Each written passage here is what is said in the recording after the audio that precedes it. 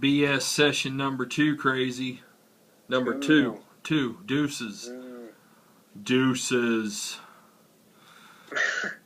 Yes, this is fun. Like I said, man, hopefully people want to watch this shit. Who knows, man? Who knows? Yeah, it's nice coming back, though, again. Yeah, it is, man. Like I said, it's been too fucking long, man, to do a video. It's not intentional. It's just being so fucking busy and shit going on, and who knows, yeah, man. That happens. Yeah, it does. And man, I gotta say, I've been getting backed up on reviews too, man. I got some shit in this week to review. I got in this one here, I'll show it, called Unsolved to review. And check out this one. Porn Shoot Massacre. Oh my, that title is amazing. Yeah. Alone.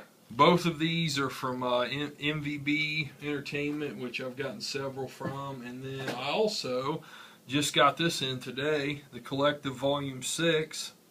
Oh, Jason, yeah, I enjoyed that one. Yeah, Jason over at Jad Pictures sent this to me. So that's 3 reviews that I'll have coming up at some point. It's just a matter of getting to them, man, and reviewing them. And then I've got like 3 fucking JFK documentaries to review. 3, not 1, but 3 JFK documentaries. The shortest one being 90 minutes, the longest one being 2 hours. So I'm thinking about doing all of those in like a collage video or collection video of all 3 together or something, man. Because damn, trying to do I don't want to really do a JFK week, but I have 3 movies, so I could. But who knows, man? But yeah, that's some I've got coming up, man, and. You know, and also my wife graciously got me Solaris, the Criterion Collection version of Solaris, which I still haven't watched, and I'll probably review that at some point. Have you ever seen that, Krazy? No, I've never seen that. I've heard great things about it, man, from a lot of different people, and I'm a big sci-fi freak, so I'm sure I'll probably dig it. Yeah, and it sounds. I like that sci-fi, and I've heard great things too.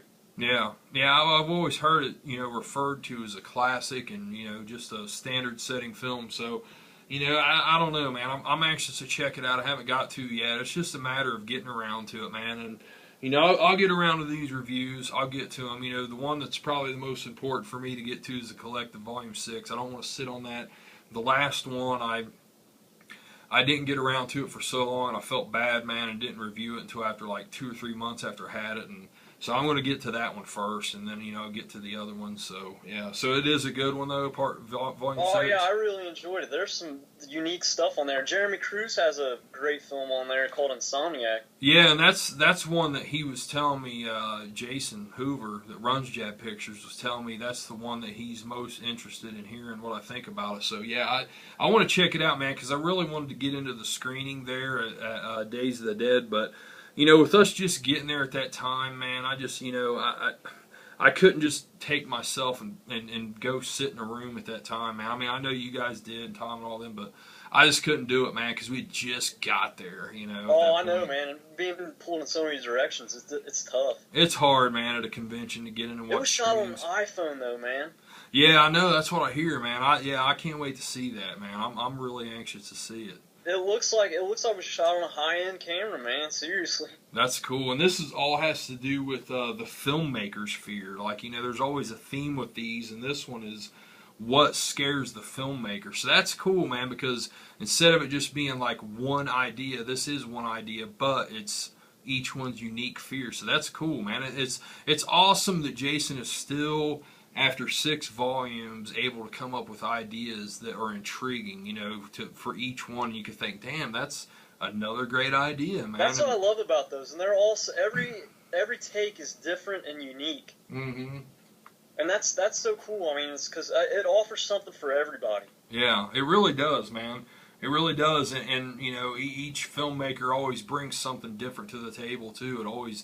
You never know what you're gonna get when you click play on one of them. I mean, it's a great showcase for filmmakers who need to get out there, their work exposed too. Yeah, and a lot of them, what I've always said, man, is a lot of them, they don't have the means to get their stuff out there, and this is a way for them to do it. Yeah, it's a way for you and other people to do that, which is always great, man. I love that Hoover's doing these, man. I just think that they're a lot of fun. You know, there's been gems on every single one of them. I think, you know, of course, like with anything, I like some of the collectives better than the others, but every single one of them, man, have had multiple gem films on there. You know, some really, really good ones. So I can't wait to see it for myself, man. Maybe that's something we could review together, possibly, since you've already seen it. Oh, I'm down with that too. Anytime. Yeah, that'd be cool, man. So yeah, man. You know, another the elephant in the room, something that's going on this weekend. Horror Hound Weekend, man, is going on right here in Indianapolis, and you and I are not there. No, we're not there. And man, we were at the very first Horror Hound, actually at the very first several Horror Hound weekends, but neither one of us has been to one in a couple years now. My last one was March of 2011, and yours was November 2011. Yeah. But yeah, man, I mean, it seems like, you know, what I've seen and heard so far, it sounds like it's going over pretty good, man. It sounds like it's been a lot better than their March show went in Cincinnati, which that one could pretty much have been called Clusterfuck Weekend from what I hear. Oh yeah, I heard that show was a mess, but this one sounds like it's going a lot smoother. The lines sound smoother and everything, and that's cool. Yeah, I mean, it's cool, you know, like with this Robert Englund thing. You know, the thing with the Norman Reedus line in Cincinnati just got out of hand, man, where you hear about people waiting in line for fucking 8, 9, 10, 11 hours. It's like, good God, man, that is just crazy, you know? It's like, for Robert Englund, they're doing this virtual queue line to where, you know, they're calling so many numbers and you only have to go wait in line for like 30 minutes. So that's awesome, man. I think it's really cool that they're doing that. But the downside of that, man, is I heard that, you know, if you didn't get a virtual queue ticket early this morning, you have no chance of even getting in, like, for his photo op session, I guess. Because, you know, it's pretty limited. Because, you know, Robert takes a lot of time with guests, which that's cool. I mean, I think it's great that he makes it personal like that. But the downside is not as many people get through. But, you know, I don't know. I mean, this is all just hearsay, or, well, not really hearsay, just what other people said and everything else, I guess. You know, it's just, you know, I don't know for myself personally, but yeah. I mean, it's really awesome that Robert Englund is here, man. You know, I think that it really sucks that it's so expensive, you know. I don't want to get too much into that and too negative, but, you know, when you hear stories about, you know, like my friend Adam Beck that met Robert Englund in 2006, and it was only $15 for a signature, free picture, and now it's $50 for a signature, $50 for a picture. The only way you can get your picture with him is to do a photo op. It's just like, man, okay, that goes beyond, you know, inflation into the point of just being greedy. And whatever greed that is on his part, the convention's part, the you know, his manager's part, whatever, that's just greed. I mean, I don't care. It's greed. That's fucking greedy, man. I mean, I have a real big problem with that, man. I mean, I would love to meet Robert Englund, but if that is the type of prices he's going to have from here on out, man, I really can't see myself ever meeting him, man, because the most I've ever paid for a signature myself is $30.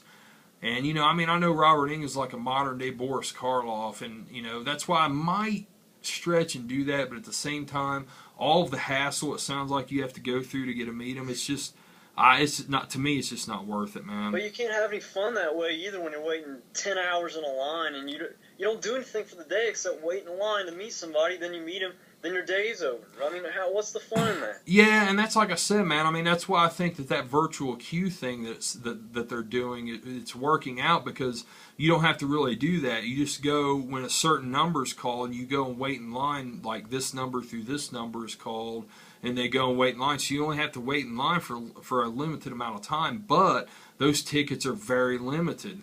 And, you know, and from what I've seen, even if you get a virtual queue ticket line, you're not even guaranteed to still get a signature, because they might run out. You know, they might run out of time. And it's just, I don't know, man. The whole convention thing, man, is just, it's kind of getting to where it's, it's more of a hassle than it is fun, man. You know, I mean, it's always fun to go and hang out with friends. That's always one of the best parts of these conventions. But And it's meeting like, new people. yeah, it's always a blast. I've met so many great people, man. But it's like when you have to go and wait in a line to wait in another line to wait in another line, and then you have to make sure you get this ticket or you can't get into this Q&A, or you have to get this ticket or you can't get this photo op because, you know, you really like to have a picture with this person, but if you don't have this ticket, then you're screwed. It's just, to me, it's kind of like a stressful endeavor, man, with these big shows like this. It's like, it's like too much stress too, and it's like, and also like you said, like paying those exorbitant prices, like just for 5 seconds of somebody's time is like those Walking Dead people charging $40 per pop, and it's like, man, you know, I totally understand the show is huge and everything, but still, it's like that's really the extent of all that they have done. So Yeah.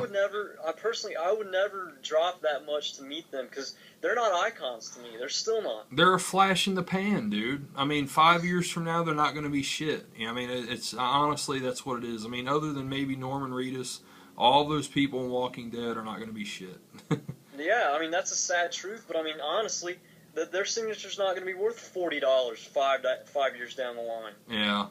Yeah, and I mean, you know, it all comes down to supply and demand, too. I mean, I get that. You know, if people's going to pay the prices, they're going to keep the prices at that level, and they're only going to continue to go higher. I totally get that. I'm not saying anything about that because that's truth. I mean, they're only charging those amounts because people will pay them. But I'll tell you right now, I'm not one of those fucking people, man. It's the same way with remakes. You know, when people talk about, oh, well, they're going to keep making remakes regardless. Well, yeah, that's probably true, but at the same time, I don't have to give these cocksuckers my money either. And that's the biggest protest you can have, and that's really the only type of voice and protest you can have against it is to just not give them your money. And that's where I'm at. I mean, that's the same way with like remakes and these overpriced celebrities, which most of them aren't even fucking celebrities.